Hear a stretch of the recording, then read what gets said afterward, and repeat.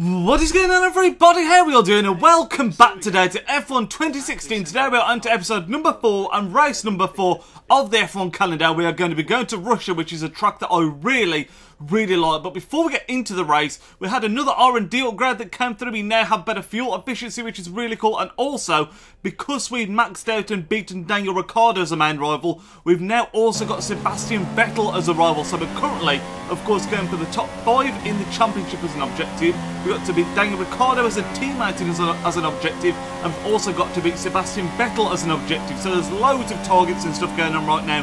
But what you're seeing in the background is the qualifying objective revolving around a hot lap. We sort of return back to our normal ways in this race because the first couple of races we got the hot lap objective completed and we got the track acclimatisation objective completed, but we weren't able to do the tyre management. It was the same again in Russia. We failed the hot lap in the last race, I think it was. Well, like I say, back to normal ways here. We managed to complete the hot lap and the track acclimatisation. But once again, lads, thank you so much for the support on this series so far. I know that F1 isn't something that I do all year round. It's only something I do sort of bridge the gap between this game and FIFA 17 coming out, because obviously FIFA 16 is pretty much dead right now. But I would really appreciate a massive thumbs up if you do enjoy this video, still enjoying the series. Don't forget to click on the little eye in the top right hand corner right now. You can check out the last episode if you did miss it. But yeah, like I've already mentioned, we're going through the hot lap now. You're basically going to almost be seeing 2 qualifying laps because this is the hot lap objective. I think you'll be seeing our best lap in Q3 of the qualifying, the sort of final shootout in just a second. But yeah, like I've already mentioned, Russia is a track that I really like. It's a track that I always feel like, as stupid as this might sound, the AI, or it was at least last year, and it sort of felt the same this year, they seem to struggle around this track a little bit. I don't know why. There's a few corners that I feel that I can take really quickly, and when I say really quickly, I've just been a lot quicker than the AI for one reason or another. But it was always going to be a bit tricky. Like I said, we've got a new rival in Sebastian Vettel, but obviously still in a position where we've not yet managed to match or beat where we've qualified, which is kind of ridiculous because this is our 4th race. We obviously haven't been qualifying yet, but we've managed to get 2 pole positions and a 3rd place in the first 3 races, and we're starting the qualifying here now. This is, of course, the final qualifying. We managed to breeze through qualifying 1 and 2 as always. It's always going to be the case, really, because we have, of course, got the Red Bull, one of the quicker cars on the track, on the circuit. But yeah, every single qualifying we've done really well. But we've ended up losing out because of strategy or just bad luck. I mean, we had a puncture in Bahrain, I think it was, that really cost us. And this, I was really wanted to turn that around because, like I say, Russia is a track that I really like. I felt like we had good pace over the weekend, and I just wanted to turn around that bad form. But you can see we're coming up to probably just before the halfway point of the lap, I'd say, at this moment in time. And we had the grasp, that's the word I'm looking for, the grasp of this track. Like I say, I felt like we had good pace around it. Although it's a track that I think it's a very quick track, which is something that I wouldn't think would suit the Red Bull, because I say it wouldn't suit the Red Bull, it'd suit the Mercedes more and perhaps the Ferraris more. But we really had good pace. I think in practice we came in 2nd and 3rd, and in practice sessions I don't tend to push the car super immensely unless it's the hot lap qualifying time, obviously. But I felt really confident after the practice sessions. Going into qualifying, I thought, you know what, we can get pole. We've got pole in Australia where I didn't expect it. We've got pole in Bahrain where I didn't expect it. So this is a track where I actually expected almost to get pole. You can see the times in the top right hand corner, the splits between the other drivers who are well on course to achieve the pole position. We're coming into the last sector of the track now. Hard left there, and we swing into a hard right again, really. And that's one of those where it's very easy to clip the inside of the corner, because if you take it right, you can go around there without really having to brake too much, just lifting off a little bit. We did that there, took it really well. Coming around the final corner now of the track, we come home in pole position as expected and as I wanted to do, and that puts us in a fantastic position for the race day.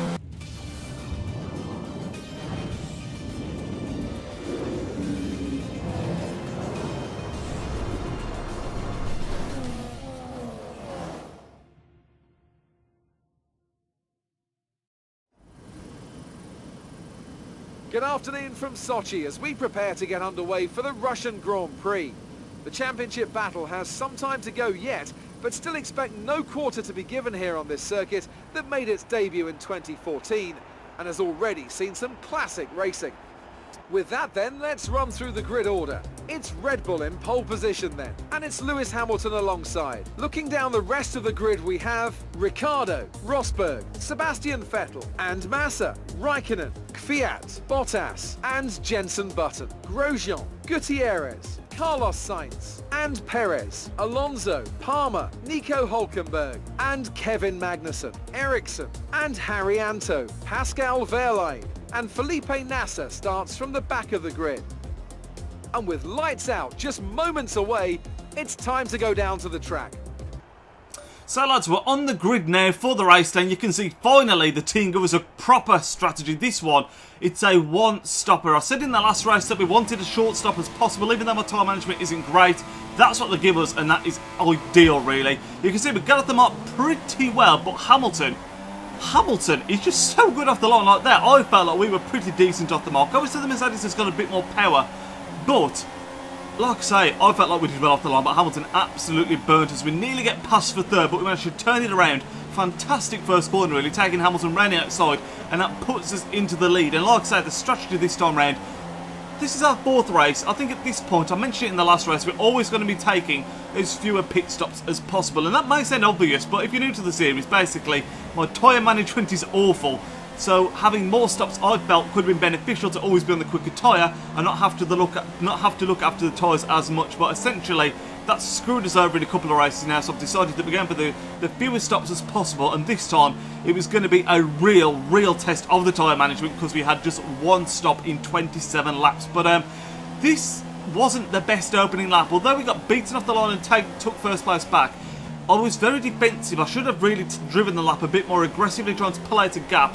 And that's essentially what we did do in the long run. But this first lap, it wasn't the most tidy lap of all time around Russia. But we managed to pull out a bit of a gap. And this race ended up being incredibly close, but incredibly boring at the same time. Because we're coming into the final third of the first lap here. We essentially pulled out a 2-second lead on Hamilton, which is what I wanted to do because I wanted to pull away from the DRS, and obviously didn't want him DRSing behind us even. And we achieved that, and that meant that essentially I was driving a race, just managing the gap, and it was very uneventful. We're going to actually jump forward once we cross the line to lap 10, I believe it is, and lap 10 was the first majorly important lap, if you like, since the opening lap, in the fact that the strategies I decided to go out. We're coming home in lap 9 now, so we're just about to cross the line. Hamilton's still about 2 seconds behind me. He pitted in, everyone else had pitted in, and I decided to go out for another lap. I felt the tyres were okay enough to go out for another lap, get the most out of the tyres, and hopefully that would mean that when I came out, we'd still be ahead of Hamilton and we'd have a lot of fresh air in front of us, because obviously at this point in the track, if you pit at the same time as Hamilton and a lot of other cars do, you end up with a few back markers that stay a little bit longer. You can sometimes be held up, so I decided to go for it, do an extra lap, which is a bit of a risk, but at the same time it could reap massive rewards if it does pay off. Now, the key thing about this lap is that we needed to make it a quick one, because if we had a slow lap, it could end up that Hamilton could essentially do us in the pits with the strategy. So if we had a lap that was essentially 2 seconds slower, because that was roughly how far ahead we were of Hamilton at the time, we were running the risk of him coming out the pits in front of us, basically. So I took a big risk, but as you can see, the lap was looking pretty tidy so far, and hopefully, like I say, it would reap some big rewards, because if you get the clean run, if you get clean air in front of you and you come out the pits, that can save a lot of time. Because like I say, we've had it in previous races where we've taken the fewer stop strategy. I can't remember what track it was now. I think it might have been Australia, possibly. But because we've pitted when they've told us to pit in, that because you get a pit window basically where you can pit in one of 3 laps, I think it is, one of 2 laps maybe. If you pit at the start of that pit window, you can sometimes come out behind so many cars. You can come out in like 15th, 16th, and you have to work your way through the grid to try and keep the pace that you've been running in qualifying and in the start of the race. But thankfully, we managed to put in a really solid lap. Now, we're coming into the pits now. I think it's Esteban Gutierrez just behind us. I'll say it's just behind us. There's a large gap, a very large gap. And I was thinking at this point we could go into the pits. If it's a quick stop, we could actually go into the pits in first place and come out in first place, which is the absolute dream.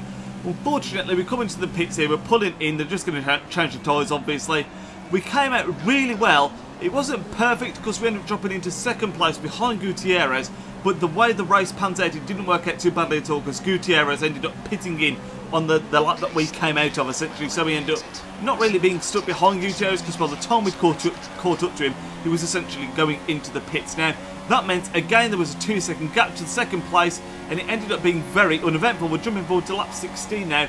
Daniel Ricciardo is now the car behind us. I think Lewis Hamilton had some car issues, and there was a bit of an incident there. That was the only real incident between lap 10 and 16 where there was a yellow flag. We managed to just about avoid the car. We ended up coming out a bit worse for wear there because although we didn't make any contact, everyone else behind me managed to take that a little bit quicker, unfortunately. So we lost a little bit of time there. But what actually happened was Ricciardo was staying about 2 seconds behind us, which was ideal, and he was actually holding up Rosberg, who was on a much quicker tyre. But unfortunately, we're going to jump forward now all the way to lap 26 now. Nothing had happened. Like I say, we'd managed to gap to Ricciardo. It was all going fantastically well, but finally, like I say, Rosberg got past him. And because, of course, we're not the best at tyre management, Rosberg had done a fantastic strategy here. He had the quicker tyre and he managed to get past us down the home straight. And this is so frustrating because we have essentially led this race for 26 laps with no real rivalry, no real pushes from anyone. We've managed to get fantastically well. But that Mercedes, he'd done a fantastic strategy, Rosberg had. And he just took Ricciardo. Ricciardo was acting as a fantastic cushion to us. But all we had to do was manage to keep within the DRS zone to give ourselves a chance to get back past him. And my word, what an incredible pass this is. We jump forward a bit further into the lap. We've got DRS on Rosberg. And this is probably, without doubt, the best pass we've made in this career mode so far. DRS, not the easiest corner to pass through by any stretch of the imagination. Get ahead of Rosberg. It's still wheel to wheel. We're holding him firm as we go around this left-hander into right-hander. We should, in theory, have the inside line. And that's exactly what happens as we go into the final couple of corners before the final lap. And this, it just came down to the final lap because now, of course, Rosberg has, of course, got DRS going down the final straight. He's got the quicker car as well. It had gone from what had been an incredibly comfortable race where we were managing the gap ridiculously well to a race where it came down to a last lap shootout, essentially. Of course, Rosberg's got the DRS again, as we just mentioned. He's going to come flying down the outside, I think he goes for. I think he goes around the outside because we try and defend the inside line. He does, yeah, he goes around the outside. But we managed to make another bold move. Don't let him pass us. We block out that line for him. Come out the corner really nicely, and because he pushed him out a bit wide, that seemed to cost Rosberg a lot of time. And at this spot, we'd opened up a little bit of a gap on the last lap, and I was like, yes, we've done it. We've brought it home now. All we've got to do is make sure that we don't screw this up. But remember, at this point, we've got tyres that are quite worn. Rosberg's tyres are looking a lot better, but he has also got Ricciardo up his backside, putting him under a lot of pressure. And I was thinking, Ricciardo, just get past him, make that pass, make it a Red Bull 1-2. Just make it a Red Bull 1-2. It will be absolutely fantastic for the team for the weekend because, of course, so far, Red Bull as a whole, we haven't done that great. I think Ricciardo's not won a race yet. This could potentially be our first race win. We are looking at least at this point like we're going to finish in the top 3. Don't forget, we've not even got a podium finish yet. And this just shows to me, once again, the fewer stops you do is going to pay off because this race, like I said, the strategy we did was absolutely fantastic. Just the one stop, we managed to get really well. And as you can see at this point, I'm sure you'll be able to figure out we are going to bring home our first race win of the F1 2016 calendar. Of course, Ricciardo's up his backside as well. All I was hoping for at this point was that Ricciardo could put him under a lot of pressure, maybe force an error, and like I say, make it a Red Bull 1-2. You can see Rosberg's actually not that far behind us, but I felt pretty comfortable at this point that he wasn't going to be able to pass as we're going into the final 2 corners of the Grand Prix, the penultimate corner here, and then hooking round to bring us our first win of the F1 2016 calendar. I was absolutely delighted. Like I've already mentioned, knew this track really well, felt comfortable around this track, and we absolutely dominated this weekend from start to finish. We got 2 of the objectives. We got pole on qualifying, and then we win the race because he's standing on the bodies of the car there. We only really came under threat from Rosberg right at the end, but it was essentially a very comfortable race weekend for us. Fantastic result to get our first win of the calendar. Great to get a win, beat off Daniel Ricciardo, of course, beat off Vettel, who's of course our new rival, and just to get the first win, it just shows that this Red Bull is capable of winning races, especially on this track, which is a very quick one on paper. You can see us in a second on the podium celebrating with Rosberg and Ricciardo. Like I say, good result for Red Bull, good result for myself, and I was absolutely ecstatic to bring home that first win of the calendar. But if you did enjoy this win, lads, make sure to leave a big thumbs up on the video. Thank God we finally got the monkey off our shoulders and got the first win, got the monkey off our back. And like I say, absolutely delighted going into the next race that hopefully we can build on it, keep the momentum going, and like I say, absolutely fantastic result. It actually pushes us up to 4th place in the Drivers' Championship, so hopefully, like I say, it's something we can build upon. But I'm just so pleased that we managed to get the first win, managed to actually build on a qualifying position, whereas in the previous race this was obviously bottled up with whether it's been a bad mistake, whether it's been just bad luck, or whether it's just been bad strategy. This time we qualified on pole, brought it home, and that is just absolutely fantastic to see. But like I said, lads, leave a big thumbs up on the video if you did enjoy it. Big thumbs up for the race to win. I will speak to you all in the next video, which is going to be another FIFA 17 predictions video, I believe. So I'll speak to you all in that video, lads. Have a great night. Nidge out. Yo, he's Nidge, plays with big games and player reviews are getting insane. He entertains while he elevates, his video quality resonates. On career mode, he got lots of vids uploading off and he's rocking it. He's got the confidence in all his commentaries. Videos range, they often vary. Got need for speed and a road to glory. Just watching vids and you know the story. The content is underrated, I'm understating, so don't ignore the like and subscribe button to support the channel that keeps running. It takes 1 second, like it's free, it costs nothing. Peace.